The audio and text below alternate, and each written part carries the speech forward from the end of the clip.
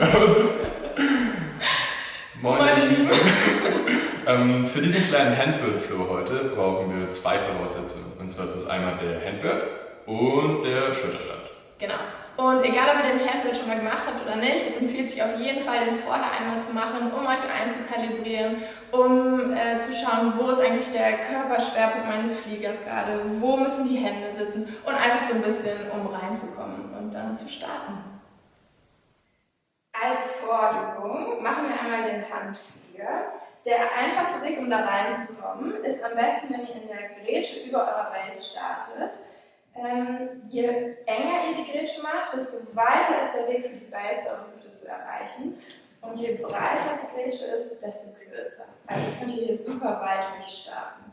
Genau, um den richtigen Abstand zu finden, strecke ich meine Arme aus und dann weiß Sarah auch schon, wie weit sie runtergehen muss. Ich halte sie hier an der Hüfte, meine beiden Peacefinger zeigen nach oben an der Hüfte und ich versuche die Hüfte komplett zu umfassen. Genau. Jetzt möchte ich mich mit Oberkörper und Hüfte nach vorne lehnen. Und dann heben irgendwann langsam meine Füße ab und wir kommen hier in einen Handflügel. Meine Aufgabe ist es eigentlich, die Arme nur gestreckt zu lassen und ihr dann einen Gegendruck zu geben. Wenn ich ihr diesen Gegendruck nicht gebe, fällt ihr Oberkörper nach unten und eventuell fällt sie sogar runter. Heißt, dass ich quasi meine Finger nach oben pointe, so könnte ich sie auch wieder absetzen. Für diesen Eingang starten wir in einer eher ungewöhnlichen Startposition im Acro-Yoga. Und zwar liegen wir auf dem Rücken. Und wir liegen Ohr an Ohr und Kopf an Schulter. Und unsere Beine sind voneinander weggestreckt. Wir starten in einer Kerze. Ihr kennt die Figur vielleicht aus dem Yoga. Ihr könnt gerne eure Hände zur Unterstützung nehmen und kommt einfach so hoch, wie es für euch angenehm ist. Dann streckt ihr die Beine. Am besten nicht so schön nach oben wie beim Yoga, sondern weiter über euren Kopf und macht so Pinguinfüße. Ihr öffnet also die Zehen nach außen. Und da, wo Sarahs Füße sind, platziere ich meine Füße. Die Hände sind dort platziert, wie in der Vorübung schon gezeigt. Und von hier möchte ich Sarah jetzt, indem ich sie runter und nach hinten drücke, in den Handflügel schieben.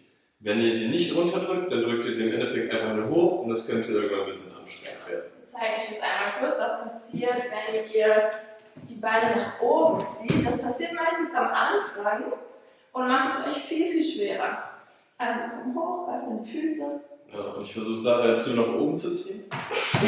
Ja, es funktioniert, aber auch nicht so richtig. Fühlt sich nicht so geil. Genau, wir ziehen also nach unten und hinten. Und dann kommen wir sicher im Handflieger an. Es gibt noch eine Alternative, wenn ihr das Gefühl habt, boah, wie soll ich denn meinen Nacken da so knicken und was ist, wenn wir umfallen oder so, dann verstauchen wir irgendwie den Nacken. Es gibt noch eine andere Möglichkeit. Also entweder seid ihr halt hier in der Kerze und habt die Hände unter eurer Hüfte oder ihr habt die Hände schon an den Handgelenken der Base. Also wir sind hier und starten so, geht genauso und habt ihr ein bisschen mehr Unterstützung im Handflieger. Die andere Alternative ist, um es für euch ein bisschen sicherer zu machen, ihr könnt euch so mit den Händen abstützen, als würdet ihr euch in so ein Rad hochdrücken. Dann könnt ihr euch quasi davor schützen, dass wenn ihr zurückrollt, ihr mit dem Kopf nicht auf dem Boden landet. Wir zeigen euch die Variante einmal. Also wir kommen erst in die Kerze, Jana greift die Füße, ich setze meine Hände neben meinen Kopf.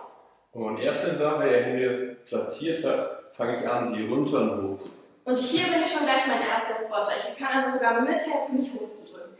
Sieht natürlich nicht ganz elegant aus, ist aber für die ersten Versuche vielleicht die richtige Wahl, um es ein bisschen sicherer zu gestalten. Von hier greife ich nach Janiks Füßen. Sie kann nur nach meinen Füßen greifen, wenn meine Füße auch dort sind. Ich greife die Außenkanten und jetzt möchte ich mich von meinem Steißbein aus, möchte ich meine Wirbelsäule einrollen. Also ich mache mich ganz klein, ziehe meine Knie ran und hänge hier an Janiks Füßen. Ich lasse erst los, sobald ich merke, dass sie vollständig alleine dort hängt. Hier kann sie jetzt ein bisschen hängen, warte da nicht zu lange, ist ein bisschen anstrengend. Von hier greife ich an die Schulter von Sarah und bringe sie quasi nach oben und mit Unterstützung von ihr. Genau, ich kann so ein bisschen helfen, indem ich mich ranziehe. Ich will nicht spüren, ich bin nicht so stark, mich selber hochzuziehen. Also ich brauche auf jeden Fall Janik, um mich ein bisschen hochzudrücken. Jetzt sind wir hier angekommen. Ich kann gerne in den normalen Schulterstandgriff umgreifen und meine Beine strecken. Ja, für meine Position, Arme sind gestreckt, Schultern sind in Kontakt mit dem Boden. Ihr wollt nicht eure Schultern nach oben lösen und daraus eine Kraftübung machen, sondern im Endeffekt das Gewicht von Sarah durch die Arme durch in den Boden abgeben. Genau. Optional könnt ihr natürlich jetzt auch noch in einen freien Schulterstand kommen. Dafür helfe ich Sarah, indem ich mein Bein so ein bisschen anbeuge und ihr den Weg so ein bisschen kürzer mache, um zu meinem Unterarm zu kommen. Und dann kann ich meine Beine ausstrecken und wir können hier entspannt balancieren. Von hier kommen wir zurück in den Bird.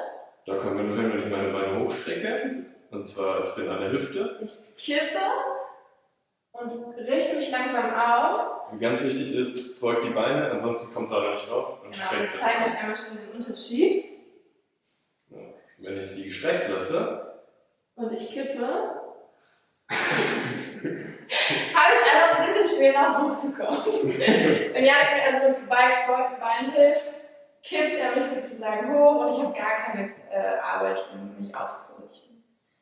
Wir haben euch ja gerade schon gezeigt, wie ihr euch selber so ein bisschen spotten könnt. Wenn ihr aber einen Spotter da habt, macht das auf jeden Fall mit dem Spotter zusammen, deswegen zeigen wir euch das jetzt einmal kurz.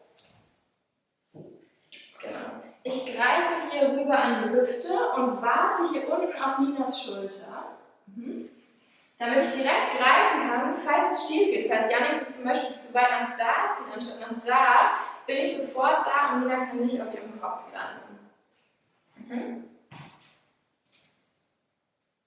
Jetzt bin ich weiterhin an der Schulter beim Einrollen. Falls ich hier rüber rollt, bin ich mit meiner rechten Hand hier.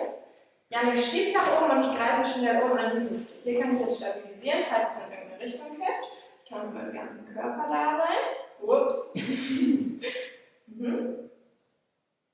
Und wenn sie zurückgehen in den Bird, greife ich wieder hier an die Schulter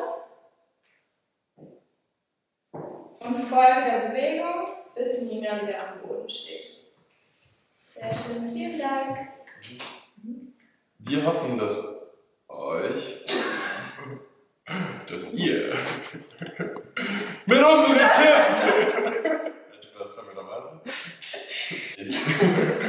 an. Wir hoffen, dass ihr mit unseren Tipps schnell Fortschritte machen könntet und wenn euch das gut gefallen hat, dann lasst gerne einen Daumen hoch da und abonniert uns natürlich.